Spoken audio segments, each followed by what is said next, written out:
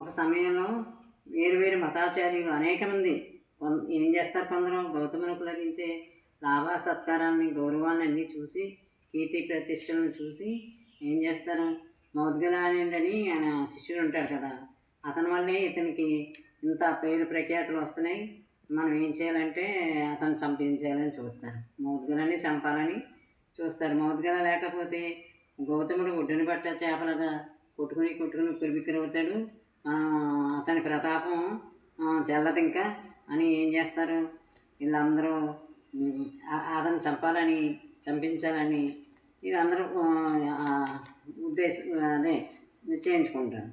అతని ప్రతాపం చెల్లదు, ఇంకా మనదే లెక్క, ఎదురు చూడొద్దు అని 1000 నాణ్యాలు ఇచ్చి, బంగారు నాణ్యాలు 1000 నాణ్యాలు ఇచ్చి ఒకరిని పురమాయించుకుంటారు, ప్రయత్నాలు మొదలు పెడతారు. ఆ సమయంలో మౌద్గల కాలశిల యందు ఉన్నాడు. అది కాలశిల అనే ఒక ఊరు అన్నమాట.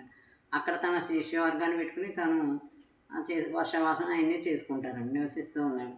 దుండగీలు అతని నివాసాన్ని కనుక్కున్నారు, చంపాలని తలంపుతూ ఉన్నప్పుడే ఎక్కడ ఉన్నాడో తెలుసుకున్నారు. చుట్టూ ముట్టారు. మహాసిద్ధిమంతుడు అతను, సిద్ధిమంతుడు, ఏం చేయాలన్నా అతను చేయగలడు. ఒకసారి అదృశ్యమయ్యాడు, మరొకసారి ఆకాశంలోకి ఎగిరాడు. వారిని బారి పడకుండా తప్పించుకున్నాడు. పాపం తప్పించుకున్నా వదులుతారా వాళ్ళు? తనకు ఆ కర్మ విధి తప్పదని తెలుసుకున్నాడు. అతనికి సిద్ధి పొందాడు కాబట్టి ఏం జరుగుతుందో కూడా తెలుసు అనమాట. తప్పదని తెలిసి మూడోసారి వాళ్ళకి దొరికిపోతాడు, కావాలనే దొరికిపోతాడు. చేతికి చిక్కిన వాడిని వదులుతారా? వదలలేదు. నలి నుగ్గు చేసి ఖండించి వేశారు మౌద్గలని. బుద్ధదేవుని దర్శించి కానీ నా పరినిర్వాణము చెందకూడదని తలంచి ఆకాశపథంలో శాస్త్ర వద్దకు వస్తాడు మౌద్గల. తన దివ్యశక్తి వలన తునకలైపోయినటువంటి ఖండములైపోయిన శరీర భాగములను జోడించుకుని వచ్చాడు. దండ ప్రమాణాలు చేశాడు గురువుకి. చేసింది పరినిర్వాణం పొందటానికి అనుజ్ఞ అడుగుతాడు. అడిగితే ఇంకేం చేస్తాడు పాపం తథాగతుడు, ఆయనకి అన్నీ తెలుసు. తథాగతుడు ఏం చేస్తాడు,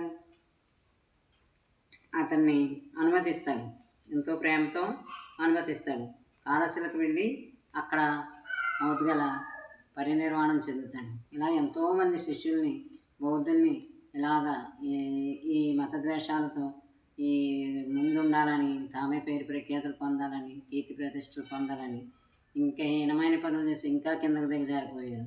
ఇప్పుడు ఉన్నాయి, అప్పుడు ఉన్నాయి ఇలా హత్యలు చేయటం. ఈ ఒక స్థాయికి వచ్చిన వాళ్ళు కూడా ఈ మతమౌఢ్యాల వల్ల ఇలా ఎంత ఘాతకాలకు పూనుకున్నారు. బుద్ధుని శిష్యులు చాలామంది ఇలాగే మట్టు పెడతారు. మట్టు పెట్టి ఇలాగ ఉన్నత స్థానం నుంచి కింది స్థాయికి దిగజారిపోతారు. అప్పుడు ఇప్పుడు ఎప్పుడు ఈ గుణాలు మానవుల్లో నశించడం లేదు. బుద్ధుడు అనేకం చూశాడు, అనేకం చూసి అనేక మంది శిష్యుల్ని పోగొట్టుకుంటారు, అనేక మంది శిష్యులు ఎలా బలైపోతారు. కానీ భిక్షువులు ఏమనుకుంటారు, తమకు జీవితం ఈ రకంగా అర్థమైపోయింది అనుకుంటారు. కానీ ఇంకా శరీరం మీద ఆసక్తి లేక వాళ్ళు ఇది హత్య చేయబడ్డామని కానీ ఇలాగా ఏమని వారు అనుకోరు. అందుకనే దొరికిపోయి మహాపరినిర్వాణం కొరకు గురువుని అనుజ్ఞ అడిగి మరి పరినిర్వాణం చెందాడు మౌద్గలి. మామూలు వాడు కాదు, మహాసిద్ధిమంతుడు. ఇలా ఒక్కొక్కళ్ళు చాలామంది అయ్యారు. సరే, రేపు ఇంకోటి చెప్పుకుందాం.